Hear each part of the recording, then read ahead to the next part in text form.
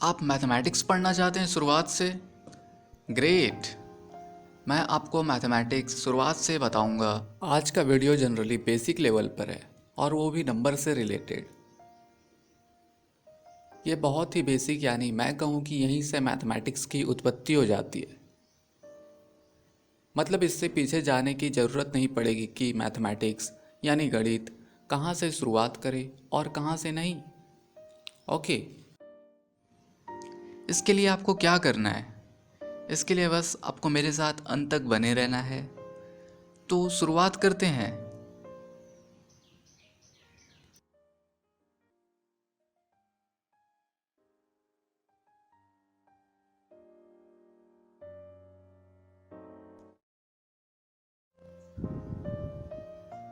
जैसा कि मैंने आपको बताया, आज हम नंबर के बारे में जानेंगे और इसकी शुरुआत नंबर, न्यूमेरल और डिजिट से करेंगे।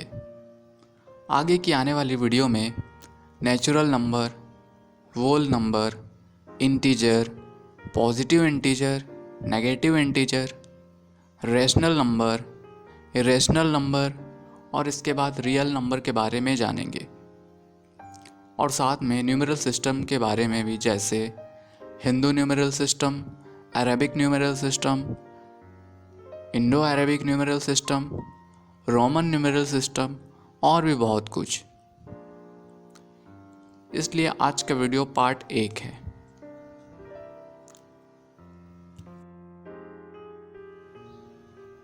नंबर, न्यूमेरल और डिजिट को समझने से पहले मैं चाहूँगा कि आप इनके इतिहास के बारे में समझें, क्योंकि ये सभी हमारे अतीत से जुड़े हुए हैं।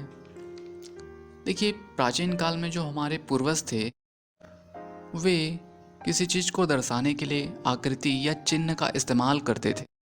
यानी कि वह कितना है, उनकी संख्या कितनी है, यह दर्शाने के लिए वह सिंबल यानी चिन्ह का इस्तेमाल करते थे।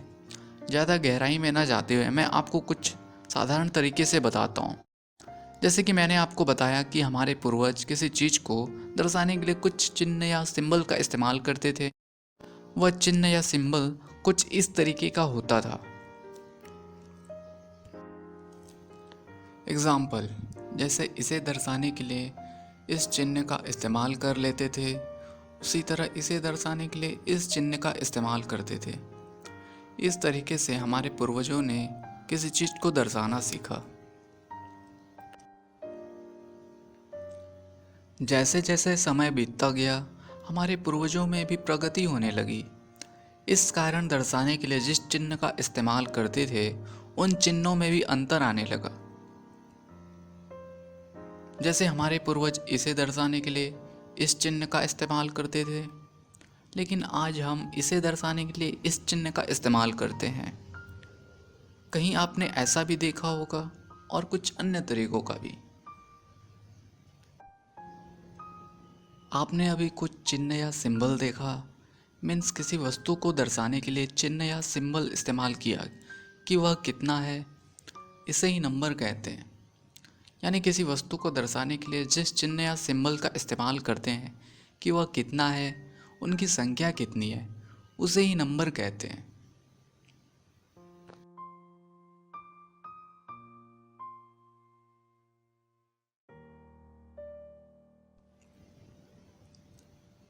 फॉर एग्ज़ाम्पल, इस गुलाब को देखिए। इस गुलाब की मात्रा को दर्शाने के लिए कि गुलाब कितना है, इसके लिए हम इसे इस्तेमाल करते हैं। और आप इसे भी कर सकते हैं और इसे भी। ये चिन्ह है और जिसे हम आज इस्तेमाल करते हैं। अब सवाल उठता है कि अलग अलग चिन्ह से हम क्यों दर्शा रहे हैं। चलिए इसे समझिए। देखिए, हमारा पृथ्वी बहुत ही विशाल है और पृथ्वी पर रहने वाले मनुष्य, जीव जंतु भी बहुत है। टेरेस्ट्रियल भाग फैला होने के कारण, यानी स्थलीय भाग फैला होने के कारण, हमारे पूर्वजों के रहन सहन में बहुत भिन्नता थी और साथ में क्षेत्रों में भी भिन्नता थी। इसी में से था एक हमारा भारत। जैसे कि आप सभी जानते हैं, हमारा भारत बहुत ही प्राचीन है। भारत में जो सिंबल यानी चिन्ह इस्तेमाल किया जाता है, वो ये है। भारत में जो बहुत प्राचीन चिन्ह इस्तेमाल किया जाता है उसे देवनागरी भी कहते हैं। देवनागरी चिन्ह कुछ इस तरीके का है। वहीं एक क्षेत्र और है जिसे प्राचीन रोम के नाम से जानते हैं।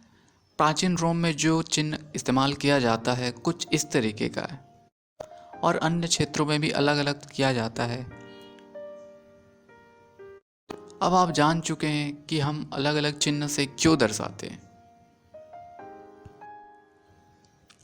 मैं वीडियो के अंत में आपके सामने एक चार्ट रखूंगा जिसमें नंबर को दर्शाने के लिए अलग अलग क्षेत्रों के द्वारा अलग अलग चिन्हों का इस्तेमाल किया गया है। अब आप नंबर के बारे में एक दो चीज़ें और जानिए। देखिए, आपको मैंने बताया कि हमारे पूर्वज किसी चीज़ को दर्शाने के लिए कुछ चिन्ह का इस्तेमाल करते थे, यानी कि वह कितना है, उनकी संख्या कितनी है, इनके लिए वे कुछ चिन्ह का इस्तेमाल करते थे और वह चिन्ह कुछ इस तरीके का होता था। आज जो हम चिन्ह इस्तेमाल करते हैं वो कुछ इस तरीके का होता है। इस चिन्ह को हम अंग्रेजी में यानी इंग्लिश में नंबर कहते हैं और हिंदी में संख्या कहते हैं। ये सभी चिन्ह जो आप देख रहे हैं, इन सभी चिन्हों को नाम दिया गया है। जैसे इस चिन्ह को हिंदी में कहते हैं एक, इस चिन्ह को कहते हैं दो, इस चिन्ह को कहते हैं तीन, उसी तरह इसे चार, पाँच, छः, सात, आठ, 9, 10, 11 आदि। उसी तरह ये सभी चिन्हों को इंग्लिश में कहते हैं।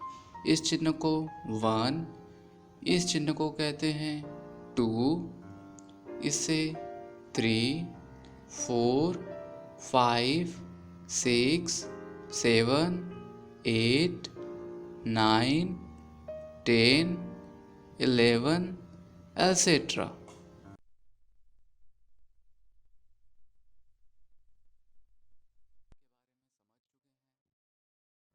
अब नंबर, न्यूमेरल और डिजिट का डेफिनेशन देखते हैं। सबसे पहले number. Number is a word और symbol that indicates a quantity. Means मात्रा दर्शाने के लिए, यानी किसी वस्तु की मात्रा दर्शाने के लिए जो सिंबल या चिन्ह इस्तेमाल करते हैं उसे नंबर कहते हैं। और नंबर को हिंदी में संख्या कहते हैं। Numeral. Numeral is a symbol used to represent number. Means number को संकेत करने वाले चिन्ह या सिंबल को न्यूमेरल कहते हैं और न्यूमेरल को हिंदी में संख्या कहते हैं।